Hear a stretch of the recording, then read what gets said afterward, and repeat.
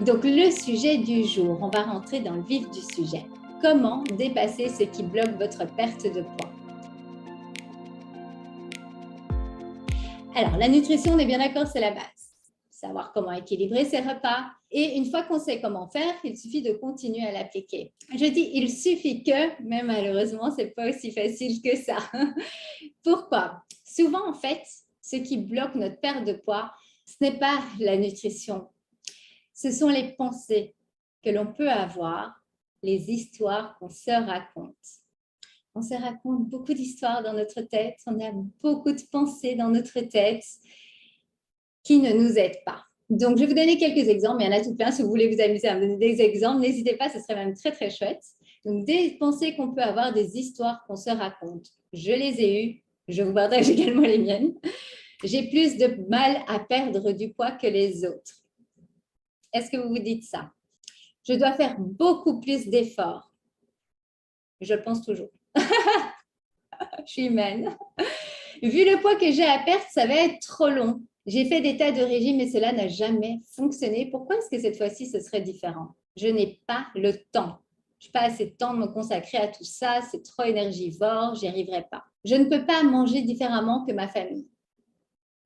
Je suis trop âgée. Je suis en ménopause.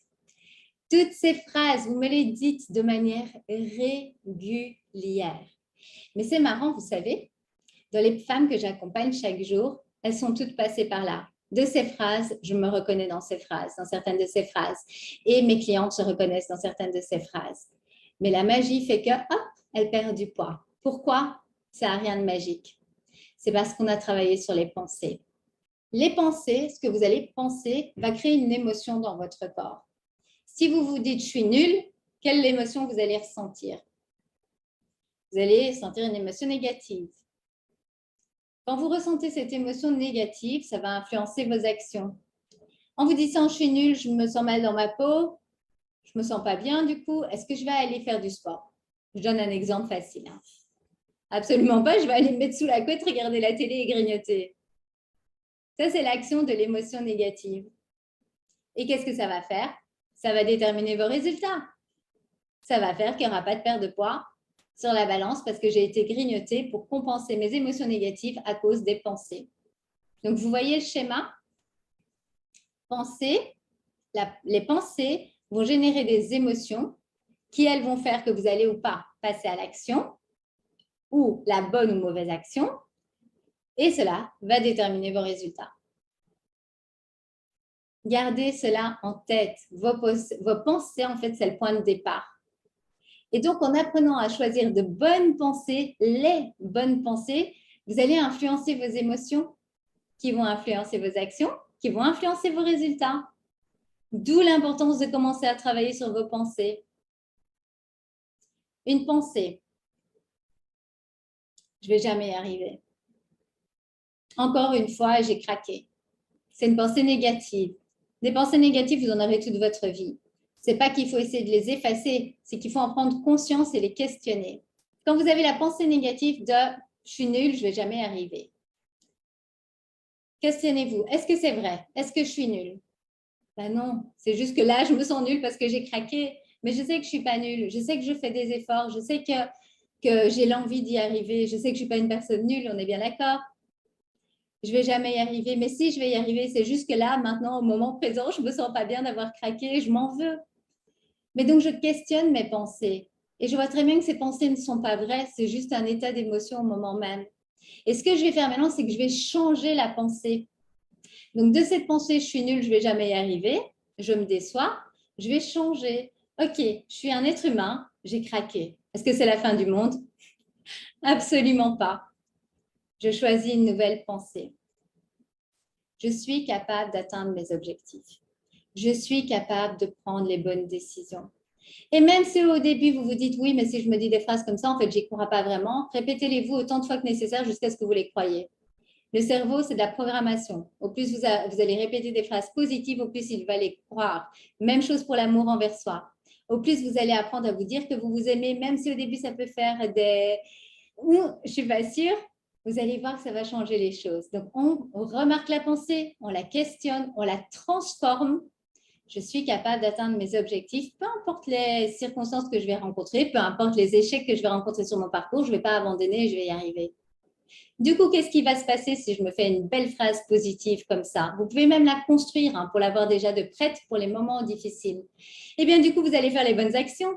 Parce que du coup, l'émotion que j'ai quand je me dis ça, c'est « Yes, je peux le faire ». Ok, qu'est-ce que je peux faire là? Ben, je vais aller faire des encassins. Comme ça, quand c'est le moment de l'enca, au lieu d'aller manger quelque chose de pas équilibré, j'ai quelque chose de gourmand et de sain. Action positive, pensée positive, émotion positive, action positive, résultat, plus tard sur la balance, positif. C'est énorme ce que je suis en train de vous dire là. Quand vous comprenez ça, moi, ça a tout transformé. Et ça fonctionne pour la perte de poids et ça fonctionne pour toutes les autres situations de la vie, tous les moments difficiles. Vous avez le pouvoir de changer vos pensées dans le moment présent. Important, on n'est pas dans un monde de bisounours.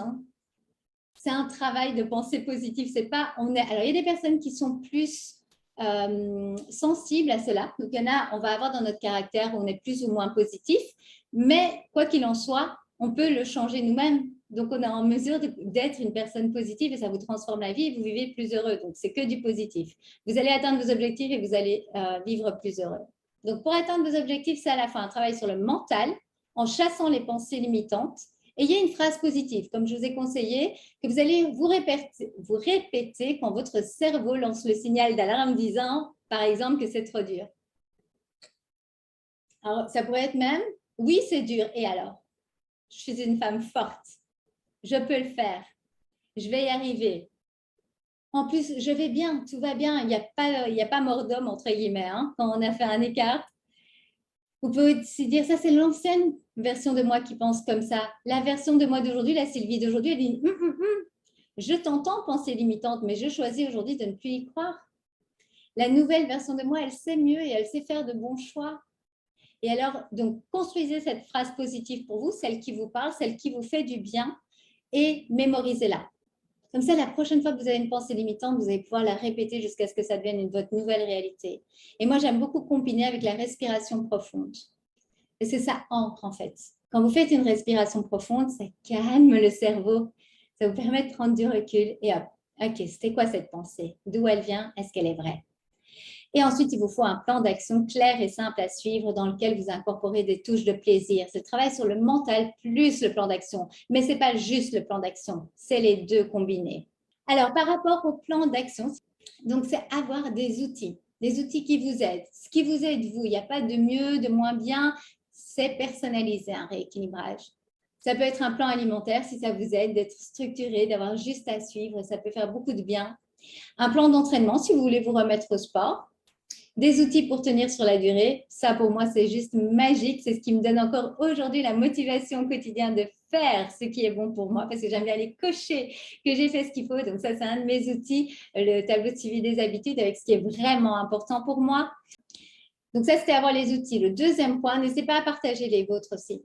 Le deuxième point c'est être préparé aux résistances du cerveau. Maintenant vous savez comment il réagit le cerveau. Donc quand ça arrive, faites une pause. Respirez, prenez-en conscience, allez identifier les émotions qu'entraîne cette pensée, ne pas essayer de l'effacer, ça c'est ce que j'ai fait au début, ce n'est pas le but. Ressentez l'émotion, donc vous avez une frustration, vous n'êtes pas contente, ressentez-le, ça va vous permettre de vous en libérer en fait. L'observer, la laisser vibrer tout simplement. Ensuite, vous respirez à travers cette émotion et vous vous en libérez. Moi, j'aime bien imaginer vraiment que ça sort de moi. D'ailleurs, quand je sens que j'ai du stress dans mon corps, je suis comme ça en fait. Je fais la respiration, je me ressens, ça fait énormément de bien. Vous pouvez aussi écrire dans un carnet, si vous êtes plus écriture, pour sortir tout de votre tête. Vous allez reconnaître que c'est la partie primitive de votre cerveau qui veut éviter la douleur et faire le choix de changer cette pensée. Donc, vous les avez identifiées, vous avez identifié l'émotion, maintenant vous allez travailler sur la pensée, la transformer et n'oubliez pas ce que vous désirez vraiment. Le plaisir, en fait, que vous allez avoir sur le long terme est tellement, tellement plus important et plus grand que le plaisir éphémère de l'instant. Donc, en fait, notre rôle, c'est de faire comprendre à notre cerveau que l'on peut ressentir une émotion, passer à travers et choisir différemment.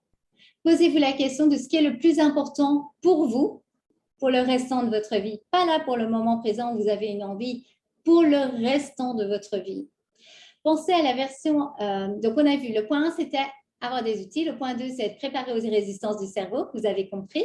Le point 3, c'est penser à la version de soi de l'avenir qui a déjà les résultats. C'est, en résumé, quelles sensations, quelles émotions ressent la future version de moi. Elle est heureuse, elle est bien dans son corps, elle est pleine d'énergie, elle sait comment gérer ses émotions sans passer par la nourriture, elle est confiante, elle sait comment prendre les bonnes décisions pour elle, elle se sent libérée, la future version de soi. Donc, imaginez votre petit avatar, la future version de vous, comment est-ce qu'elle se sent et ressentez ces émotions déjà maintenant. Et le quatrième point, c'est se donner une récompense. Alors là, c'est pour ajouter le côté fun. Comme je vous ai dit, le cerveau, il veut éviter la douleur, mais il veut aussi un côté fun dans la vie. Et les outils que j'utilise amènent ce côté fun, en fait. Et alors, ça pourrait être se donner une récompense. Donc, avoir une chose simple, une petite jarre dans laquelle vous allez mettre un petit mot à chaque fois que vous ne cédez pas à une tentation, à une impulsion. Vous faites un petit mot d'amour, hop, dans la jarre, avec la date.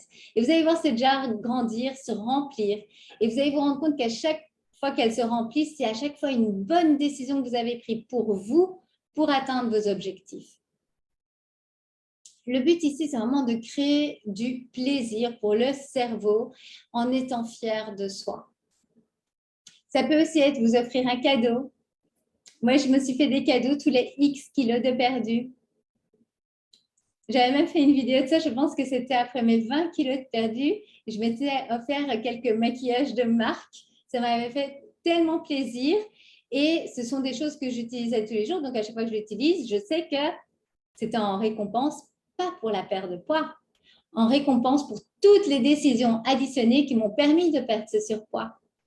Parce que je le mérite. Je voudrais savoir comment vous vous sentez maintenant. Est-ce que ça vous aide? Qu'allez-vous mettre en pratique? Qu'est-ce qui a fait un déclic dans ce que je viens de vous dire? Qu'est-ce que vous avez vu qui peut faire encore une différence pour vous et que vous allez commencer à pratiquer?